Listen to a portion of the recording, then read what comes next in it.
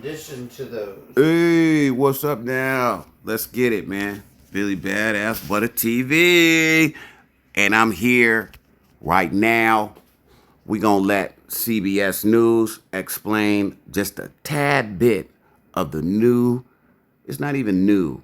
This is the revised indictment of Donald Trump in the 2020 stolen election case. You know, the one he said he lost, or excuse me, that he was stolen from him, but really he was doing all the stealing. So he's been re-indicted. He was indicted already in 2020, 2021. He was indicted right after people talking about election interference.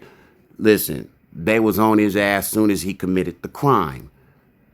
Supreme Court came in 2024, did a stay, said you need to find out what was an official act and what wasn't an official act because presidents have immunity under official acts, so therefore we gotta redo the... Anyway, let's go. The indictment has been revised.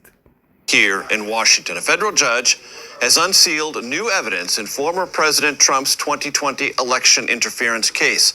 Tanya Chutkan, she's the federal judge, made public parts of the key filing from special counsel Jack Smith. He submitted this filing last week under seal. It has now been unsealed. You might recall Trump is facing 4 charges in this particular case, among them conspiracy to defraud the United States. The former president has pleaded not guilty. I want to bring in CBS News 4 charges. Chief Legal the former Correspondent president Jan has Crawford. already pled not guilty. On this, so these Jan, charges this filing are is a already reflection in of court the special moving. counsel's orientation in his case to the opinion rendered by the Supreme Court providing immunity for presidents in their official conduct. Right. If you'd be so kind, pick it up from there. You know, Major, people throw around words like unprecedented and extraordinary a lot, breaking news. This is all of those things.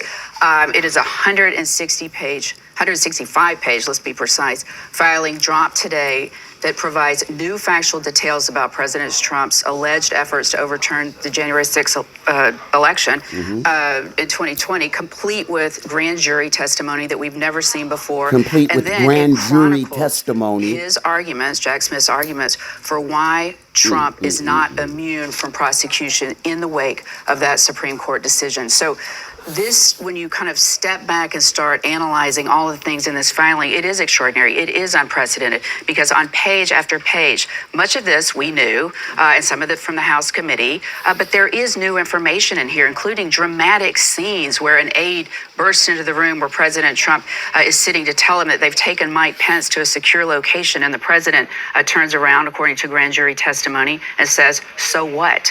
According to so the filing, what? dramatic stuff in there that people have not heard before. And then we have in this filing Jack Smith's arguments for why this prosecution should go forward. All 4 charges against the former president, despite that landmark ruling from back in July by the Supreme Court. And we talked about that at the time. Absolutely. There was a lot of overheated rhetoric around that too. People saying that the Supreme Court had shielded Trump from prosecution, that they had embraced Trump's claims that he had absolute immunity. And as you and I discussed at the time, that was not true. The court said that official acts could be immune, but presidents could be held liable or criminally prosecuted for their unofficial acts. And the court, in its opinion, referred to a case on the D.C. Circuit that kind of set out a roadmap for how Trump could be prosecuted. The actions of an office holder, or was he acting as an office seeker? And when you look through this filing that Jack Smith has dropped today, just over a month from the election, he tracks that reasoning in the Supreme Court's opinion, arguing that Donald Trump is acting as an office seeker, not as an office holder, and that therefore he is not immune from criminal prosecution for these, as Jack Smith says, unofficial acts. That's a really important distinction, Jan. I'm glad you brought it up because as I read, and I've only had a few minutes, you've had a couple more minutes, but we're all still reading it as we go. What Jack Smith is saying is there is no role for a president in an election other than to preside over how the states handle it and then accept it. And then accept it. He was acting in a way that only a candidate, a self-interested candidate, would operate, not as the office holder of the presidency. Right. He's an office seeker. And the vice president at times was also an office seeker, a running mate, or when he was... And made different calculations and, importantly, different choices. And the vice president is present in this filing.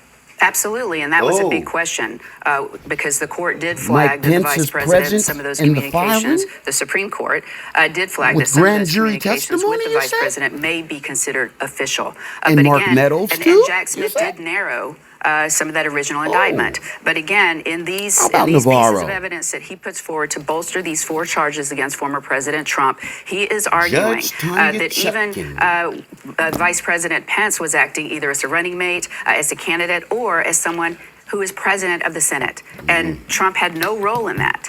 So therefore, he argues, a lot of this evidence involving the former vice president should come in to bolster these 4 charges against President Trump. Now, what will happen now?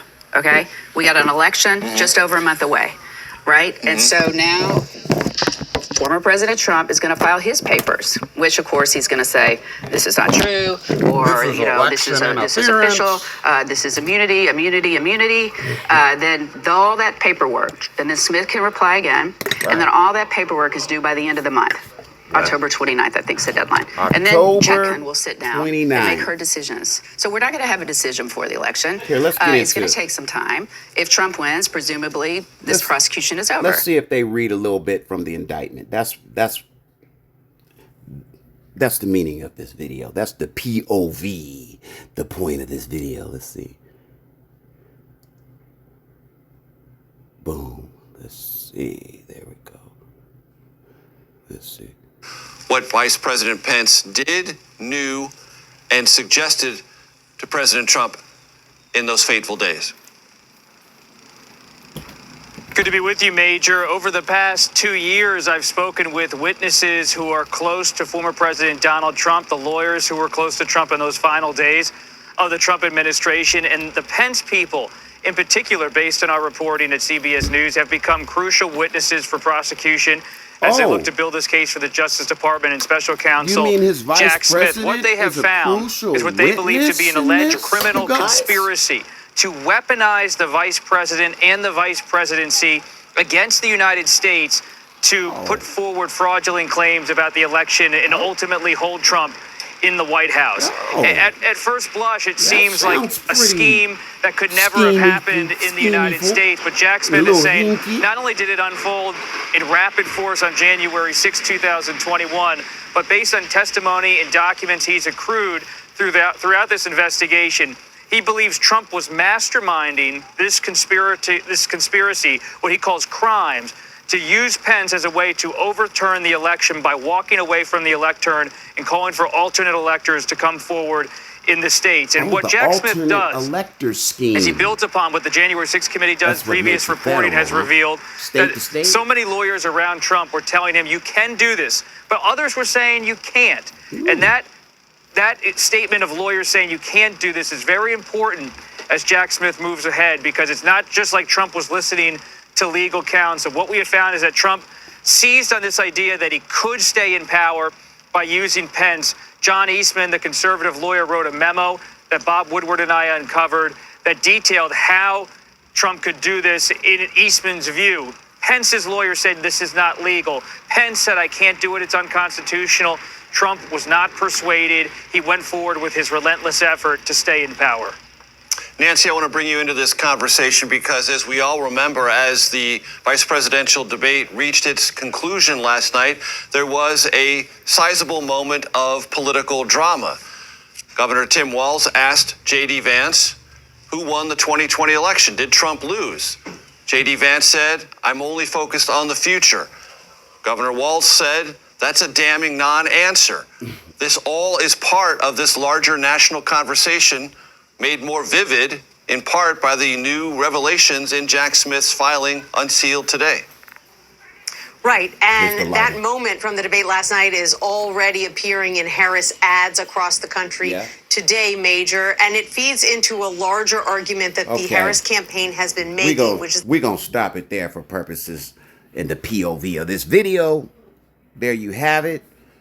The new indictment says that Donald Trump committed crimes as a private citizen to stay in power after 2020, when he lost the election and he knew the votes had been counted and he lost. He said, I'm going to say I won anyway. I'm going to blame it on a technicality. We'll get Mike Pence to send it back to Congress and then I'll stay in power.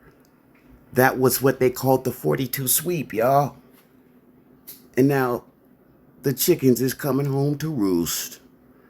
Y'all like, share, and subscribe. We're going to get into it live tonight, though, on Billy Badass Butter TV.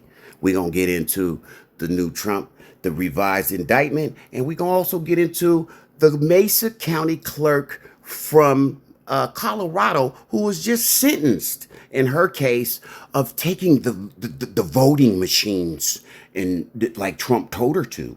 Giuliani, Eastman, they told her, seize the voting machines in Colorado because the space lasers from Jewish turned the Trump votes and, the 2,000 mules. Yeah, they knew it was bullshit. Now this woman, another MAGA believer, has lost her life. She's 8 years in prison. She threw her job as the county court clerk of Colorado, Mesa County. Threw it away to ride the crazy train. Y'all better wake up. Look, Trump know he lying to y'all, but y'all still believe it. Let's go. That because of this immunity ruling, if Trump were to return to the Oval Office, he would be emboldened. He would be unfettered because he would be less concerned about criminal prosecution. And then... Yeah, we know that. We already know that. But that don't matter. He already is emboldened to be the criminal he is. And y'all embolden him. Americans embolden him more. Y'all give him the... You believe him just by believing the motherfucker. Y'all crazy, bro. Y'all better stop it. Believe only in yourself and God. Don't believe in no man. He's going to tell you whatever you want to hear to make you adhere. Billy Badass Butter TV, man. We out.